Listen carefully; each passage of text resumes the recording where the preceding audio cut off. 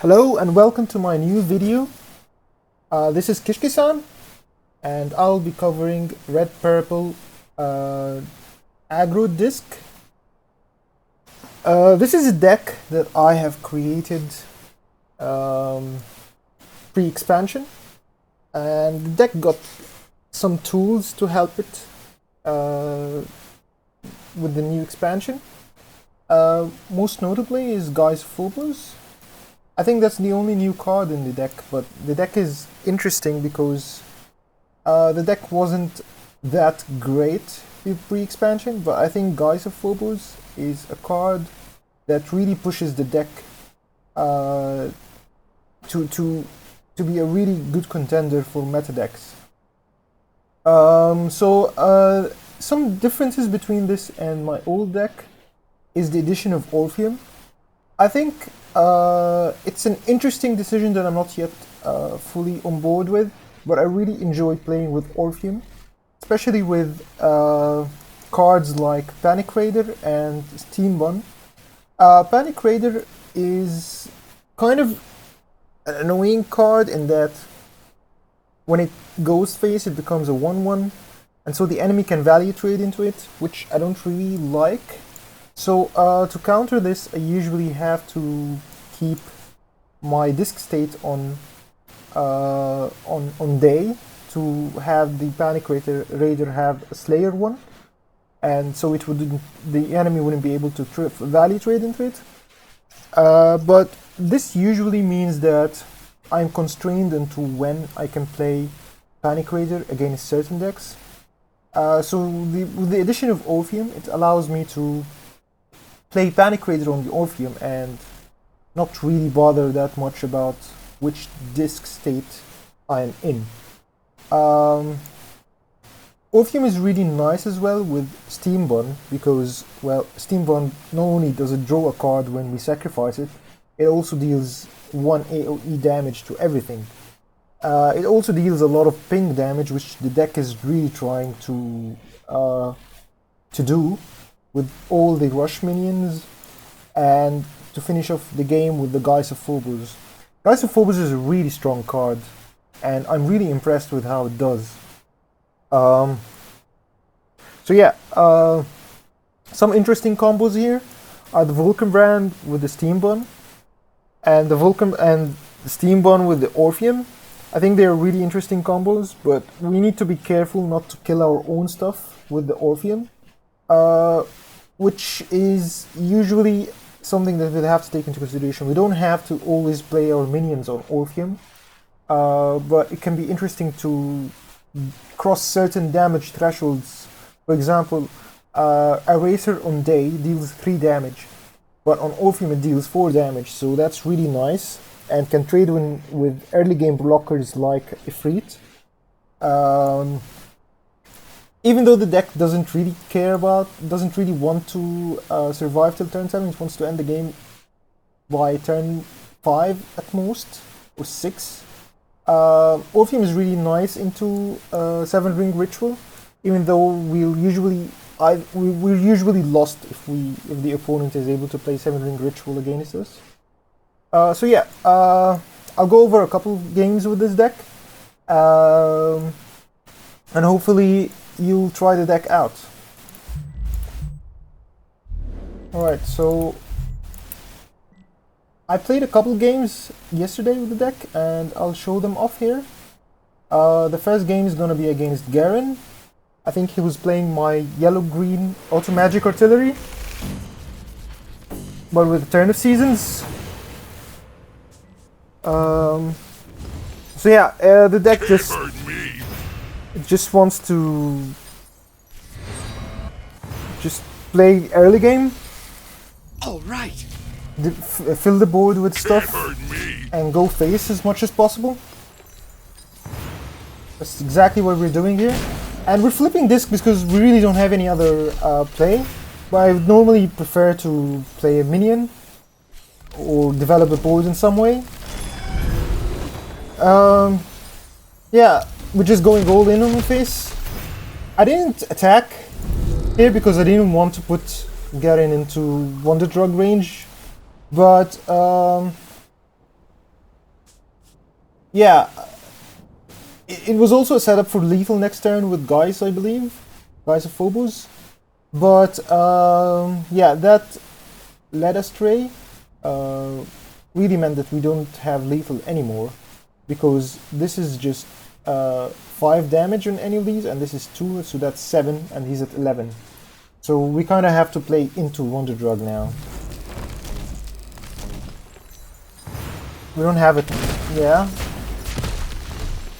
Gives the added benefit. I burned the Guys of Phobos because I was expecting really that this board is going to be killed off with a Misanthropia.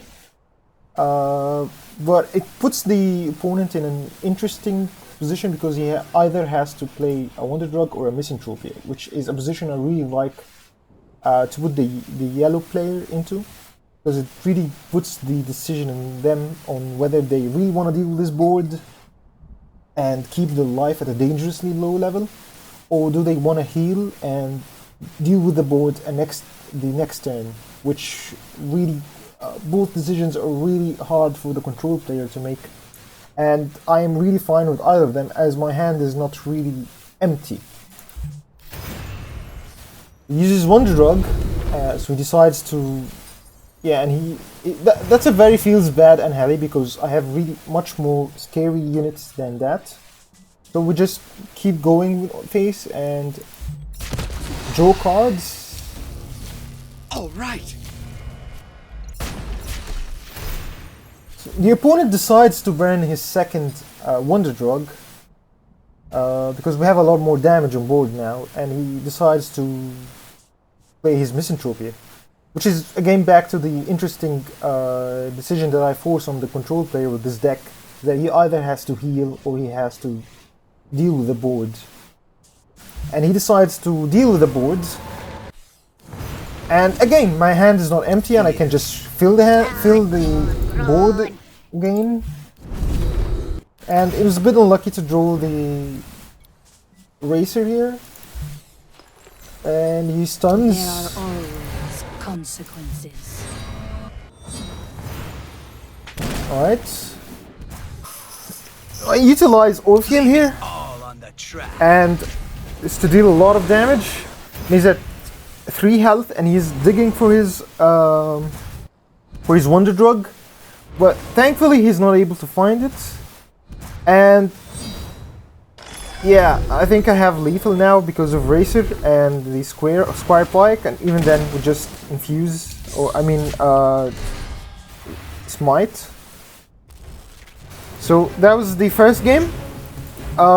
Yeah, so we survived against a Wonder Drug and a Misanthropia, so that was really nice that we were able to do that. And really the opponent didn't have bad draws because they really drew a ton of cards and they had both Wonder Drugs in hand. But we put him in a very scary situation in which he had to either deal with the board or to heal some life. And both decisions are really hard to decide against a deck that plays so much finishing potential from the Rush minions and the Orpheum and the Vulcans and the Shinobi. It's all very scary stuff. So our next game, we're gonna look at a game against Lacaz. I think that's how we say his name. So he's playing red green. And we don't have a really nice opener, so we just go with Steam Bun. It's not really the best one drop.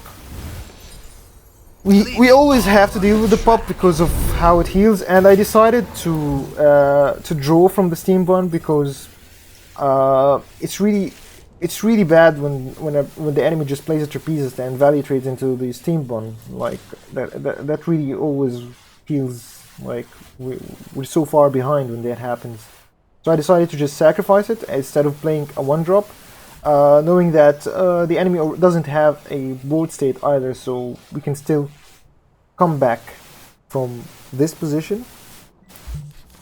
And he skips his second turn, so I was really lucky for that. Not sure if I'm lucky in that sense. I think he doesn't know yet what I'm playing. But he also doesn't have a 2-drop. So yeah, so we'll just go with the Shinobi. I really like playing the Shinobi on 3 because usually he can't, because on 3 he can't double trapezist into it, which is always a feels bad trade for us. And yeah, it's virtually impossible for him to deal with with this here. So I just deal as much damage as possible. And yeah, he decides to do this block, which I think, I'm not really sure if this was the best way to do this. But yeah, the Vulcan brand really shines here. Yeah.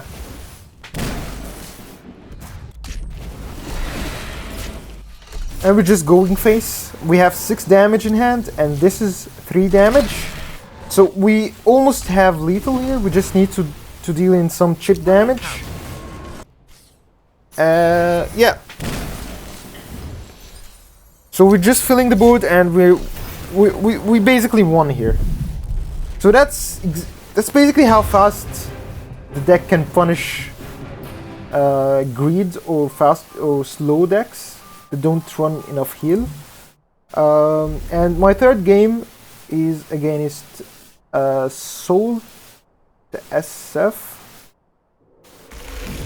And he's playing a Necro yellow deck. And usually against necromantic decks, we are kind of forced to play into the Necro because we're an aggro deck. We can't really skip our first turns, and we can't really deal with the Necro. We're kind of forced into racing the Necro. So yeah, that's exactly what we do here. I elect to play the Steam Bun over the Simizan because I didn't want to give the opponent an easy position to deploy his necromantic at.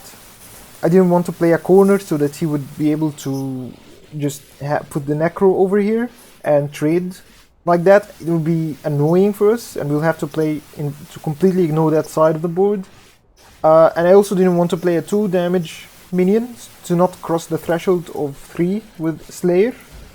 So yeah, I'll just confusing the enemy and just making sure that their hand that I will get is good enough to race the opponent.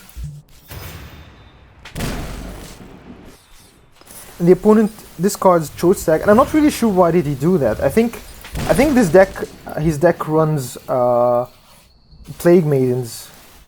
I think that's the only... Yeah, I think he's setting up for Plague Maidens, but he didn't have it yet. So yeah, I played a bit slow in the beginning, not really investing too much into the board, playing 1 attack minions so as to not play into the Necro as much. And him playing the Necro just signals to me that I'm just gonna invest into this board. And I have the Guise of Phobos, I have a lot of ways to close out the game, and the Necro cannot be activated from the Shinobi, nor can the Shinobi, and the Shinobi doesn't die to the Necro, and he just goes face with the Agile. He has the Foul Harvest in hand though, which can let him activate his Necro, which is exactly what happens this game. But yeah, I just go all in. So he uses Judas Hex to force me into sacking my own minions. And if I don't sack my own minions, I will lose 3 life every turn. But I really don't care about losing life. I'm not as concerned about my life total as much as I'm concerned about my opponent's life total. Yeah, so I don't really sack anything except the Steam Bun, because I don't really think the Steam Bun is worth more dead than alive with the draw that it gives. And I thought this is nice because whichever way he kills the short stag, we're dealing damage and we're healing some life. And yeah, and we just maybe this is not a play that's the best, but I thought that yellow-green already has a lot of tools to deal with white boards, so it's best to just try to deal the damage to the short stag, and with with this out, so that we at least did damage and heal life. And this is really, it's very hard to raise a short stag, so we really need to be careful of our life total. Even though I said we don't care about it, but yeah, we don't care about it when we're at 24, but this short stag is quickly going to get us to 16.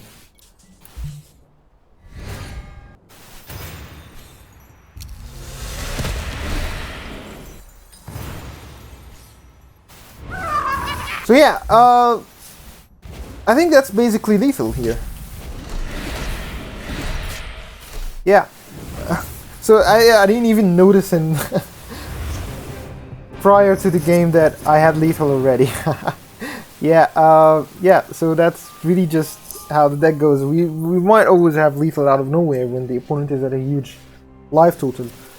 Thanks to the fire scrolls from the Shinobi of Fire and the Guise of Phobos, they are both really interesting ways to close out the game.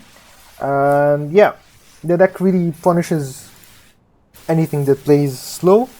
And yeah, thank you for watching, and please leave a like and subscribe.